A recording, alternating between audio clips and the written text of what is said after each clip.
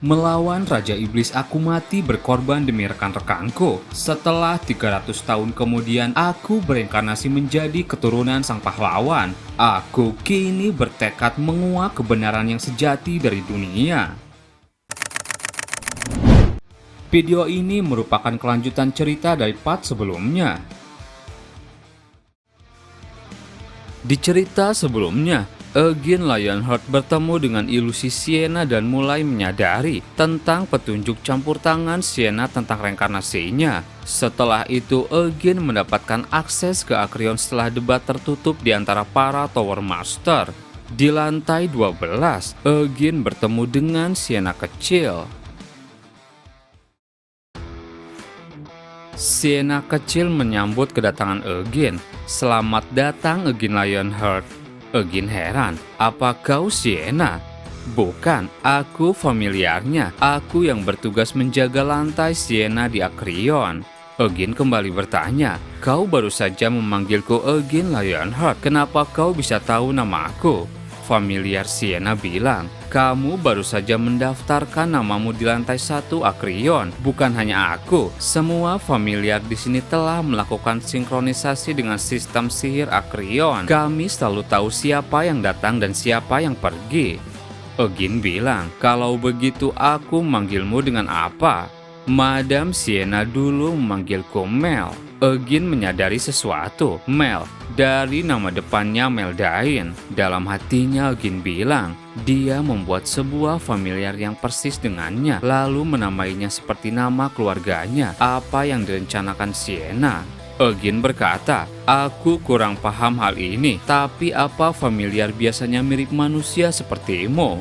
Mel menjawab, "Tidak, familiar di lantai lain sama sekali tidak mirip denganku, tapi aku spesial. Penciptaku adalah Sienna the Wiz, teman dari Vermont the Great. Aku dibuat berdasarkan kepribadian Madam Sienna." Eugene teringat perkataan Loberian. Dia pernah memberitahuku saat acara Bloodline Continuation kalau menciptakan makhluk hidup itu dilarang. Eugene bertanya, "Bukankah menciptakan makhluk hidup itu dilarang?" Mel menjawab, "Aku tidak hidup. Aku tidak punya jiwa seperti makhluk hidup pada umumnya. Tubuhku dibuat dari kesadaran Madam Sienna, dan kesadaranku ada di sana." Mel menunjuk ke arah sebuah bola sihir besar. Eugene bingung, apa itu? Mel langsung bersemangat. "Pertanyaan bagus. Itu adalah inti sihir yang dikerjakan sepanjang hidupnya Madam Sienna, witchcraft." Eugene sontak kaget. Buku sihir yang terbagi menjadi 3 volume yang Sienna selesaikan sebelum dia pensiun. Tapi memangnya itu bisa disebut sebagai sebuah buku? Mel menjawab, "Itu hanyalah sebuah prasangka bahwa semua buku haruslah terlihat seperti buku. Saat Tower Master saja tidak mampu memahami sihir milik Madam Sienna, kau juga takkan mampu."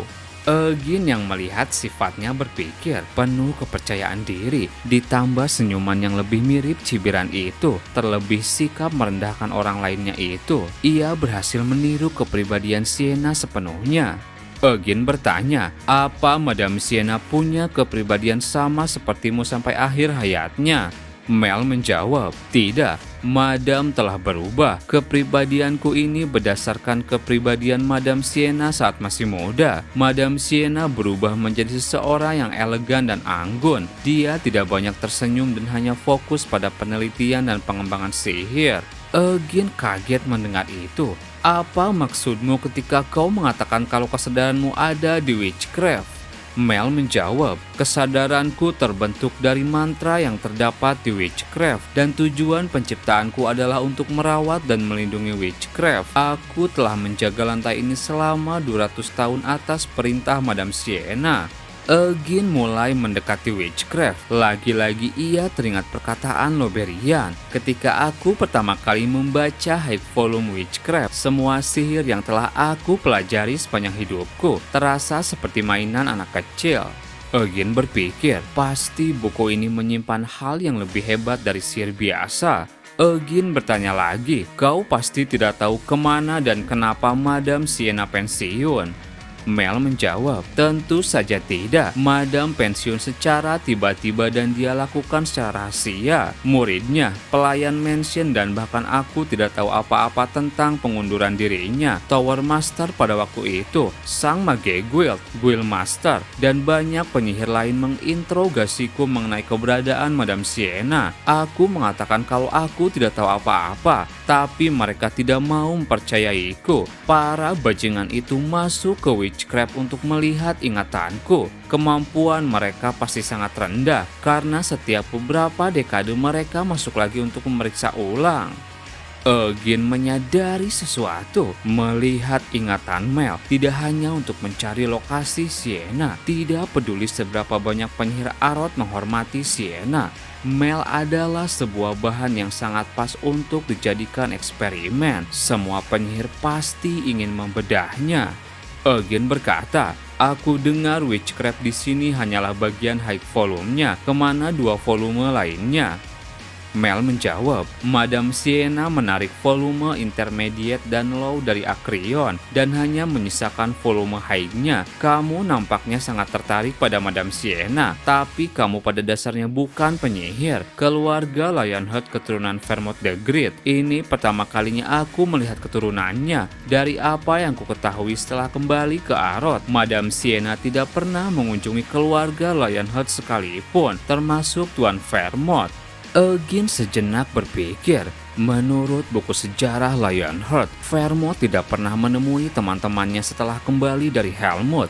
Sienna, Anis, Molon, alasan mereka berkumpul kembali adalah untuk menghadiri pemakaman Vermont. Walaupun Vermont bukanlah tipe orang yang pandai bersosialisasi, fakta bahwa dia tidak menemui siapapun setelah kembali dari Helmut, kemudian mendirikan keluarga Lionheart memang aneh.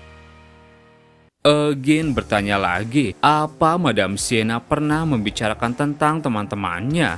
Mel menjawab, Madam mengatakan kalau si Molon itu idiot, Madam Anis itu seperti ular berbisa, dan Hamel, bodoh, bajingan tengik, orang terbelakang berandalan.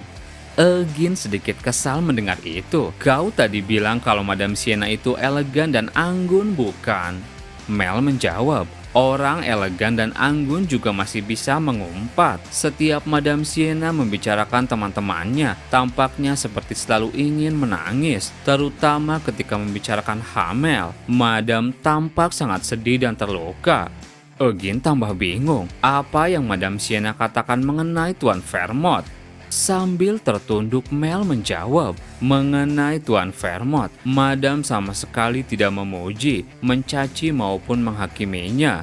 Eugene kemudian sejenak melihat lukisan Sienna. Lukisan ini sama seperti lukisan yang ada di mansionnya.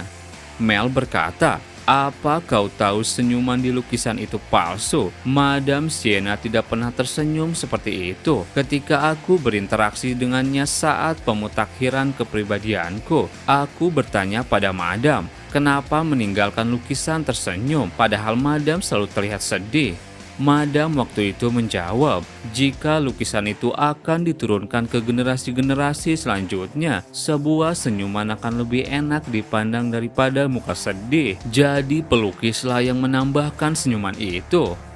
Eugene bilang, seperti ucapanmu tersenyum lebih enak dipandang.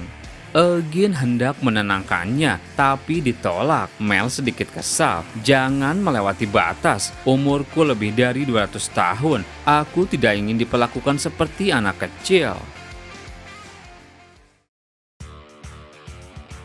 Mereka kemudian berkeliling. Mel terus bicara. Banyak hal lain di ruang Sienna selain Witchcraft. Perlengkapan sihir Madam Sienna pun juga dipajang di sini. Dan tongkat itu adalah tongkat yang selalu digunakan oleh Madam. Eugene ekspresinya langsung berubah. Akasha. Mel tertawa. Aku menduga kamu pasti juga tahu benda itu.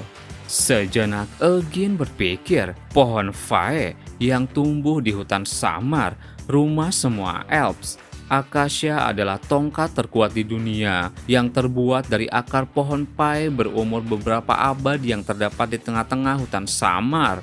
Elves percaya bahwa jiwa pendahulu mereka telah terserap ke dalam Wotri dan itulah yang menjadi penyokong dunia. Mel berkata, "Apa kamu tahu?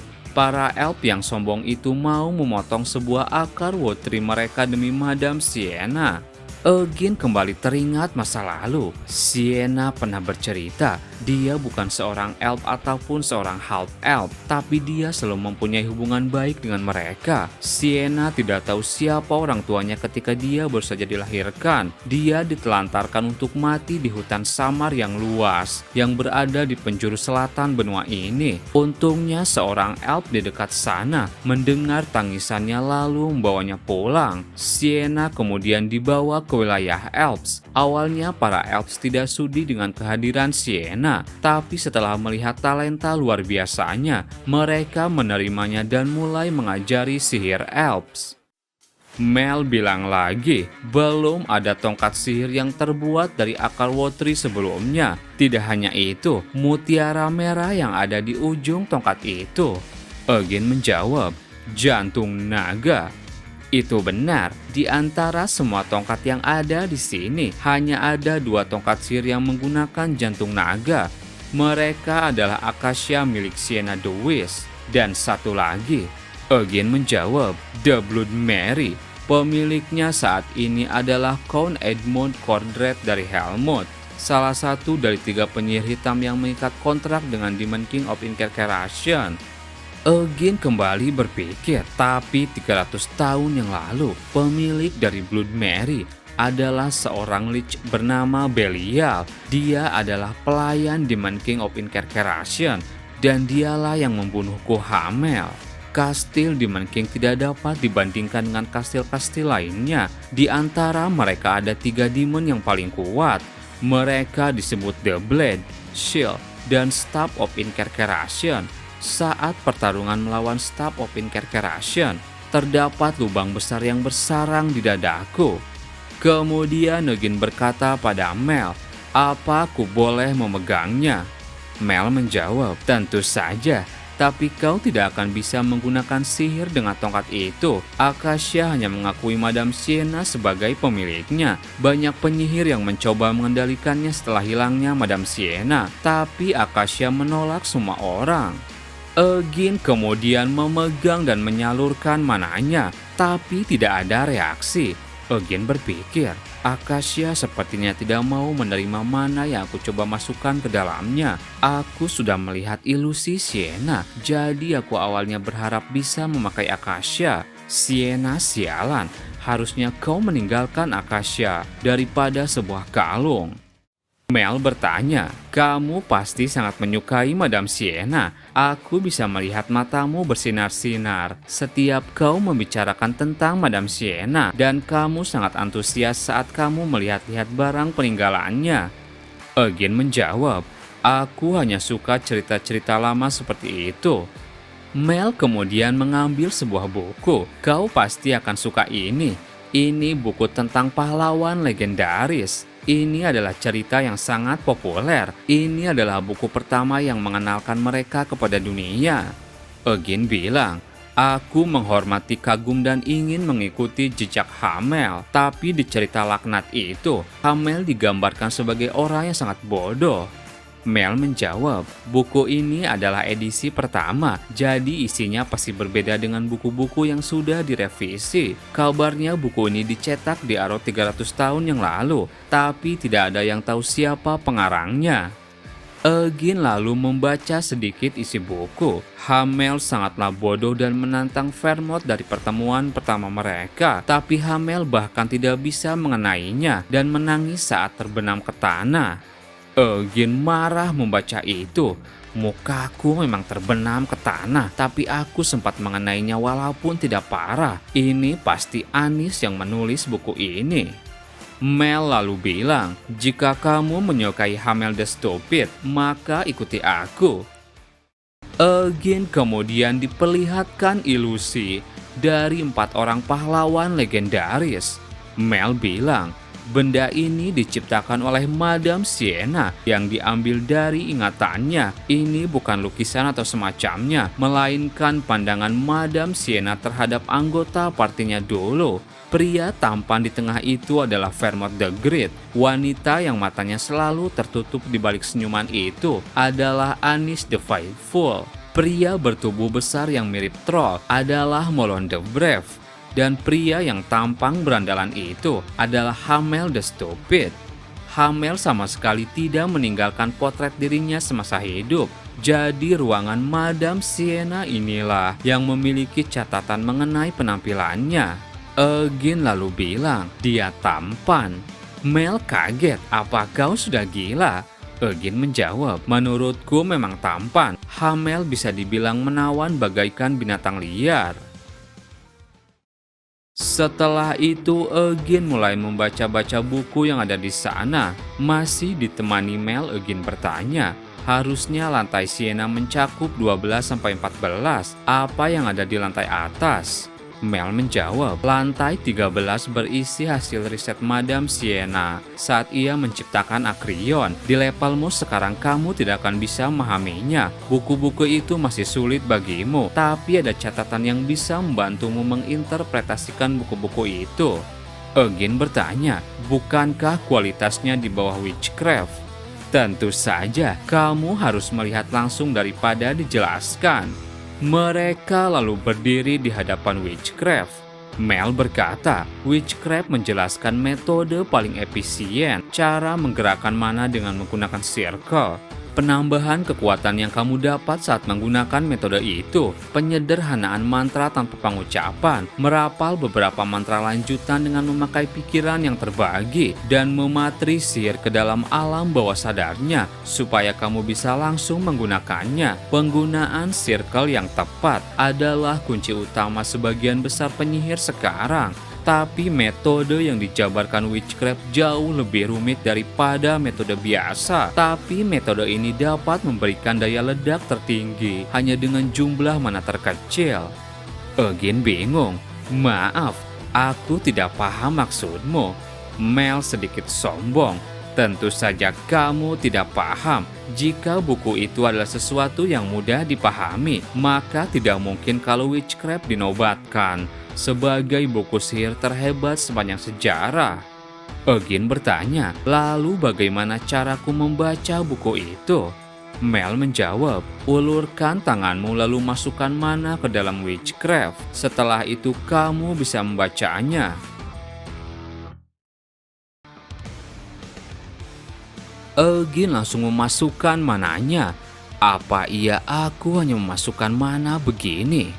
Dan seketika Eugene berada di ruangan gelap. Apa ini?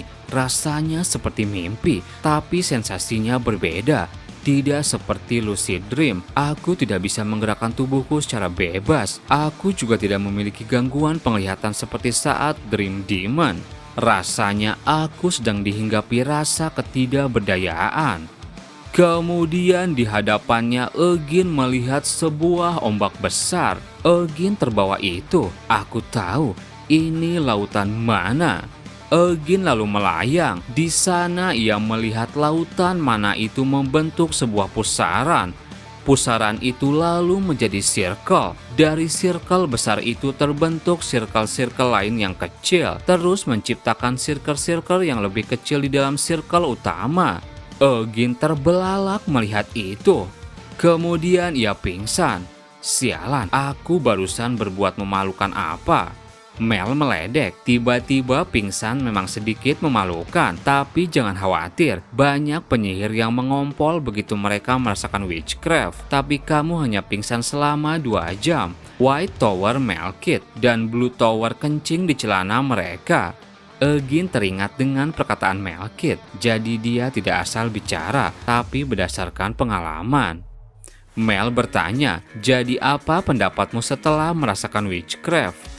Eugene menjawab, rasanya rumit dan sulit. Aku masih kurang paham apa yang kulihat tadi. Lebih tepatnya aku bisa menerka secara garis besarnya, tapi aku tidak bisa menjadikan itu sebagai sebuah pengetahuan untuk mempelajarinya. Cara kerja circle itu menarik. Banyak circle kecil yang terbentuk dan terbagi dalam satu circle raksasa. Kukira hanya ada 9 level circle. Mel bilang, seperti yang kamu katakan, ketika Madam pertama kali menciptakan metode circle, Madam Sienna mempunyai 9 circle. Tapi Madam Sienna terus mempelajari sihir setelah itu. Jadi dia berhasil menembus batasan yang dibayangkan sendiri. Dan itu disebut The Eternal Hall. Titik puncak mutlak metode circle. Dan itu hanya bisa diraih oleh Madam. Sejak penciptaan witchcraft, banyak penyihir yang mengabdikan hidupnya untuk meniru Eternal Hall, tapi tidak ada yang berhasil menembus 9 circle. Kamu perlu menggunakan sebuah mana yang kamu miliki tanpa kehilangan satu pun. Kendalikan itu semua di dalam satu circle, dan sirkulasikan itu dengan cara membentuk circle yang lebih kecil dari dalam circle. Maka dari itu Eternal Hall sulit untuk dibentuk, tapi penggunaan sihir memakai itu sangatlah mudah. Fireball yang dirapalkan menggunakan Eternal Hall jauh lebih kuat dibandingkan Hellfire yang dirapalkan menggunakan 9 circle. Metode ini juga tidak memerlukan perhitungan atau rapalan yang rumit, serta mana yang digunakan tidaklah besar. Apa kamu paham sekarang? Madam adalah yang terkuat di dunia ketika dia menciptakan Eternal Hall. Aku memang tidak bisa melihatnya, tapi kurasa dia bisa membunuh seorang Demon King sendirian. Mendengar semua itu, Eugene berpikir, Sienna tidak membuang waktu ketika dia kembali dari Helmut. Dia bertumbuh jauh lebih kuat dari yang aku ingat. Anis, Molon, dan Vermont juga pasti bertambah kuat. Lalu kenapa mereka tidak menantang para Demon King sekali lagi? Setelah itu Eugene turun. Loberian dan Melkit sudah menunggu. Lama sekali. Bagaimana perasaanmu setelah melihat buku sihir di Akrion untuk pertama kalinya? Eugene menjawab, saya belum yakin. Saya rasa dengan pengetahuan saya saat ini, butuh beberapa tahun untuk memahami satu buku saja. Melkit meledek, tentu saja. Buku-buku di sini adalah kumpulan pengetahuan sihir Arot selama berabad-abad. Walau kamu adalah seorang jenius, ada batasan sejauh mana pemahamanmu tanpa bantuan seorang guru. Dan itulah kenapa biarkan aku meminjam Winit sebentar saja. Maka aku akan bantumu memahami 10 buku sihir di sini. Bukankah tawaran yang menarik? Eugene menjawab, tidak perlu membatasi tawaran pada buku sihir saja. Bukankah kau punya tawaran lain? Sebuah item juga tidak masalah. Melkit tersenyum. Jadi kamu jago negosiasi. Bagaimana kalau kuberikan sebuah tongkat sihir? Tongkat dapat membantu mengendalikan mana dan bisa menyederhanakannya. Tongkat sihir akan sangat membantumu. Loberian tersenyum. Tuan Eugene, aku juga punya banyak tongkat sihir yang luar biasa. Aku bisa meminjamkannya padamu kapanpun. Melkit kesal. Kenapa kau nimbrung? Loberian menjawab, kau sudah mengikat kontrak dengan 2 Spirit King. Kenapa kau masih rakus begitu? Entah apa yang akan kau lakukan begitu kau menjadi kuat. Melkit menjawab, aku tidak mau terlibat di politik atau sesuatu yang menjengkelkan seperti tadi. Aku juga tidak berniat berubah hanya karena aku mendapatkan kekuatan. Bahkan jika aku bisa mengikat kontrak dengan Elemental King Wind, aku tidak akan berubah. Loberian tersenyum. Baiklah, kalau begitu kamu sudah bersumpah dengan manamu barusan, jadi aku mempercayainya. Melkit tambah kesal. Dasar ular kecil. Eugene lalu bilang, aku sudah memikirkannya. Pertama, aku tidak begitu menginginkan tongkat. Kedua, aku hanya akan meminjamkan Winit selama beberapa hari. Dan ketiga, kalau aku hanya dipinjamkan artefak milikmu selama beberapa hari sebagai bayarannya, aku tidak setuju. Melkit sambil kesal menjawab, kalau begitu 1 tahun untuk sehari. Eugene bilang, jadi 7 tahun untuk seminggu. Apa kau sebegitu inginnya membuat kontrak dengan Elemental Wind King? Tentu saja. Kamu mungkin tidak tahu karena kamu seorang Lionheart, tapi bagiku dan spiritualisme lainnya Elemental King of Wind bagaikan sebuah mimpi, karena hanya Vermont the Great yang telah membuat kontrak dengannya. Loberian lalu berkata mengenai artefak yang bagus. White Tower punya sesuatu yang disebut Cap of the Darkness. Malekith langsung marah. Kau ini banyak bicara. Loberian bilang lagi, bukankah kau sudah tidak menggunakannya selama 10 tahun? Lebih baik meminjamkannya kepada seseorang yang membutuhkannya demi mendapatkan apa yang kau inginkan daripada terus menyimpannya sebagai dekorasi. Eugene bertanya, bisa Anda jelaskan apa itu? Malekith bilang, itu adalah pakaian luar untuk musim dingin, lembut dan hangat, hanya itu saja. Loberian menambahkan, dan itu adalah sebuah cap yang mengandung space-time magic level tertinggi, memiliki fungsi yang mirip seperti Seal of Gaedon di ruang harta Lionheart, dapat meneruskan serangan saat mengenai ke arah cap dan memantulkannya ke arah lain. Bagian dari luar cap menggunakan Advanced Defense Magic yang dapat melindungi dari attack magic circle 5. Malekith tak terima, itu tergantung pada seberapa banyak mana pemiliknya. Loberian terus ngoceh, terdapat juga subspace magic di dalamnya. Jika kau tipe yang menggunakan senjata bervariasi, maka kau bisa menyimpan banyak senjata ke dalamnya dan menggunakan itu ketika dibutuhkan. Mendengar semua itu, Eugene tersenyum. Baiklah, aku akan memilih Cap of the Darkness. Dan bahkan sekarang aku belum bertanya kepada kepala keluarga. Malekith terdiam, masih ragu, sangat kesal.